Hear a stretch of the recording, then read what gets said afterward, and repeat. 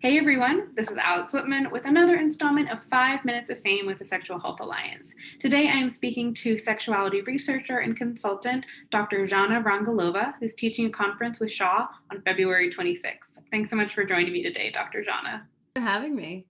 So in preparation for your conference next week, I'd love for people to get to know a little bit more about you. Can you tell us about yourself and your career? Sure. I'm originally from Macedonia, and I've been living in the US for the last 14 years or so.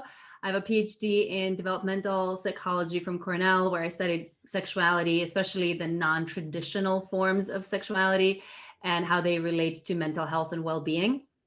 And since getting my PhD, I've been teaching human sexuality classes at New York University, and I've been doing a lot of speaking, writing, consulting, and lots of other things outside of academia for the last 6 years or so. And I'm currently working on an online course. I currently have an online course out there for people interested in opening up their relationships and kind of exploring their personality around monogamy and non-monogamy. And I run these bi-weekly events where we have conversations with people on various sex and relationships topic that are really fascinating, interesting. It's a very unique format of conversation called Uncensored with Dr. Zhana. That sounds amazing. So what are the kinds of things that you talk about in Uncensored? We've talked about casual sex, open relationships, squirting, consent and the gray area of consent, sex work. We have anal sex coming up, jealousy is tomorrow. We have porn, kink, orgasms coming up as well. So literally any and every topic that people can think of sex related, I want to have a conversation with people about it. Absolutely. I think that's so necessary, especially in this field. So the next question I have for you is, what are the top 3 items on your bucket list?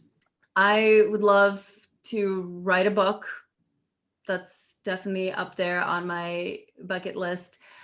I would love to explore on a more personal level a few continents that I haven't explored yet, like Africa and South America, and most of Asia is plenty for me still left to go and see once the world opens up and we can leave our homes again.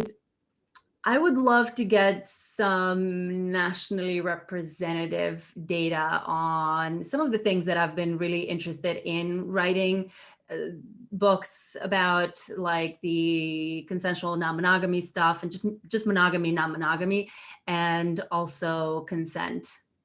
Those are my 2 big topics that I've been thinking about a lot lately. And I would love to collect some nationally representative data on that doesn't exist yet. Yeah, it's amazing that you're doing that kind of research because we need so much more sexuality research in this field. Trying. Who would you say is your sexuality role model? This is such a difficult question to answer. There are a lot of researchers whose work I've admired over the years, and there are kind of people out there in the world who've been various types sexuality activists, and it's hard to think of a single person or a single name that I want to bring up. What really a sexual role model is for me is the idea of someone who lives their authentic sexual truth, sexual self, who has spent some time figuring out what is it that they really want to, what are their desires, what are their cravings, who are they sexually speaking, and then figured out a way to live that out in a way that's pleasurable, safe, ethical for them and everybody involved, and has managed to resist all the societal pressures to not be who they are, because as we all know, we live in a world that has a very tiny box of acceptability in terms of especially sexuality and relationships. And so a lot of us who fall outside of that box in terms of our desires, we often don't get to live that out the way we really want to. So anyone who's figured out who they are sexually and then managed to live a life that's aligned with that sexual truth is a role model for me. Definitely. Finding people that are authentic and fighting against that societal pressure is so important. I'd love to meet more people like that too. More of those, please. Yes. So what would you say are some of your most important everyday values? I have recently had somewhat of a shift in my everyday values, and I'm so glad you're asking about them, because I had to kind of pause for a minute and really think what those 3 top ones would be. And I think they're, one, balance. I think is really important to me to try to create balance and find balanced perspectives and bring balance to the work that I do, to the world, to whatever extent I can. I think balance is really important. Compassion is probably the second one. Trying to, connect with other people's experiences and live stories and their pain and their struggles, even if they're not mine, and try to be compassionate in relation to them. And then the third one is one that I still struggle with, but I am more and more trying to embody it, and that's humility.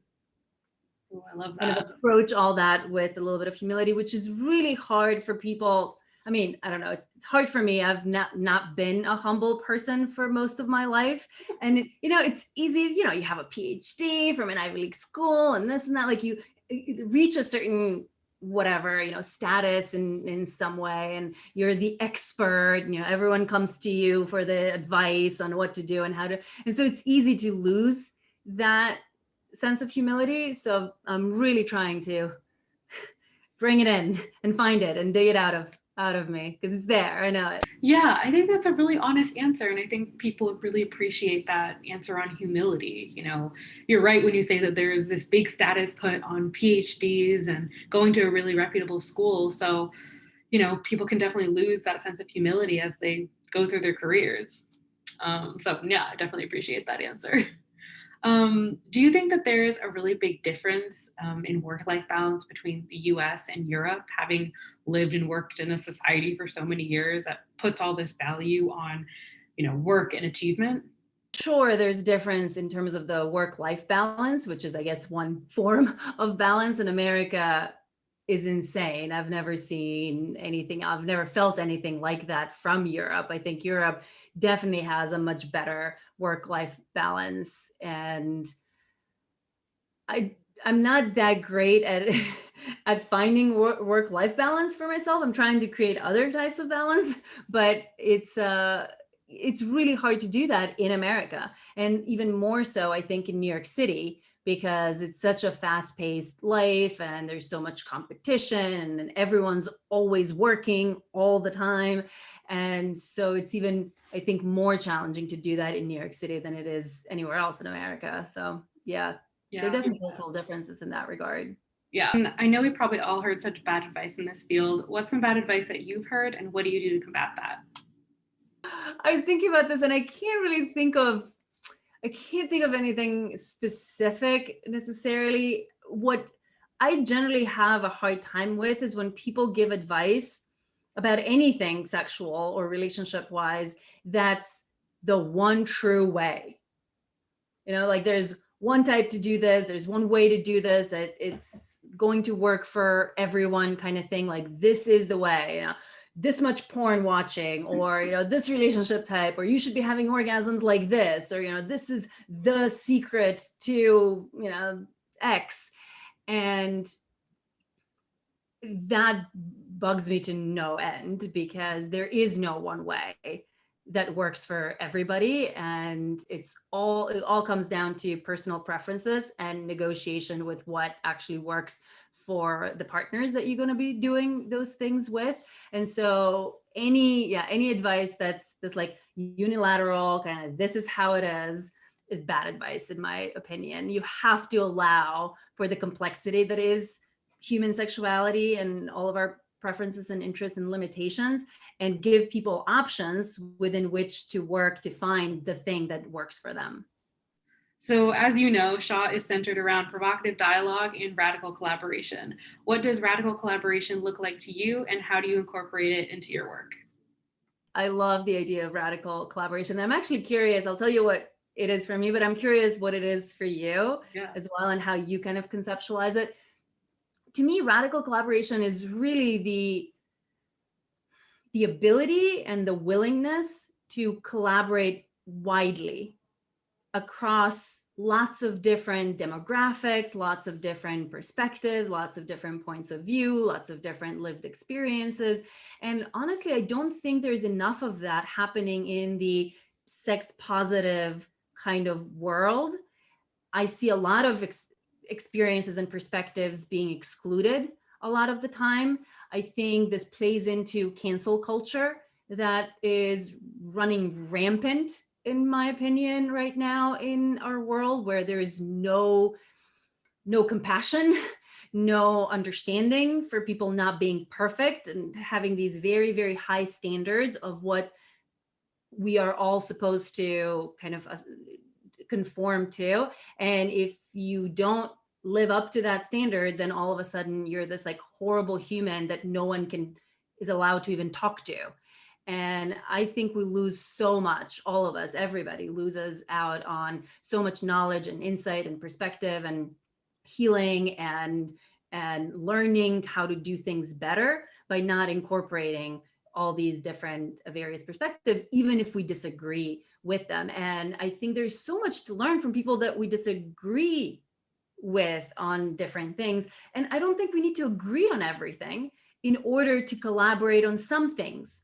Like, you know, you and I might have different opinions about one thing, but if we are on the same page about this other thing and we can do something good about this one thing, you know, I'm okay putting our differences aside on this other thing so that we can work on this one thing, so that at least something that we both believe in can happen. Absolutely. And I think there's so much to be said about working with people that just see things very differently instead of surrounding yourself with people that have the same views and values as you.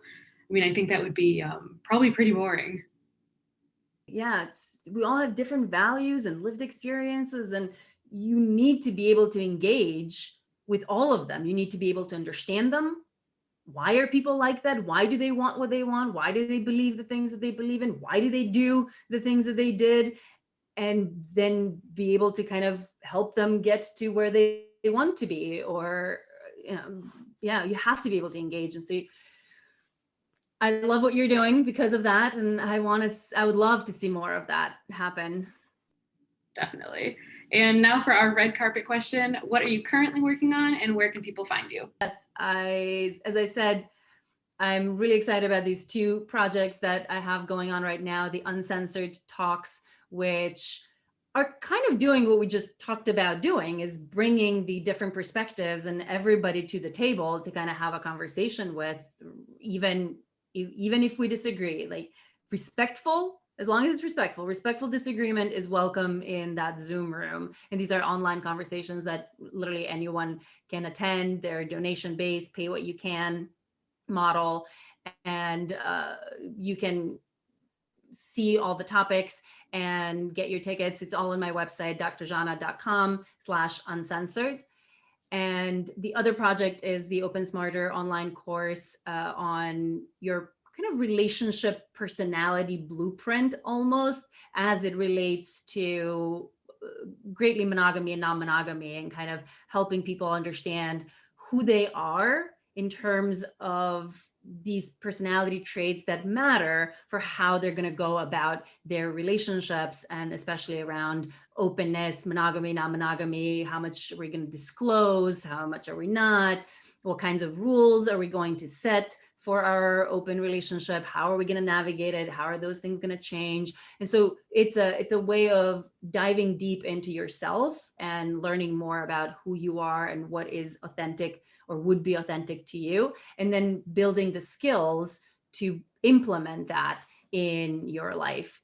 And so that's a course that people can take on their own time at any point. It's a pre-recorded video course with quizzes and matrices and all sorts of good stuff.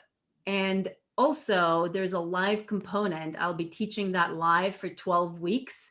starting Sunday, February 21st, and every Sunday after that for 12 Sundays. So if people watch this in time, I highly recommend to check out the live portion as well, because I think the live portion is going to be like life-changing, having community, having other people who are on the same journey to go on that journey, access to live Q&As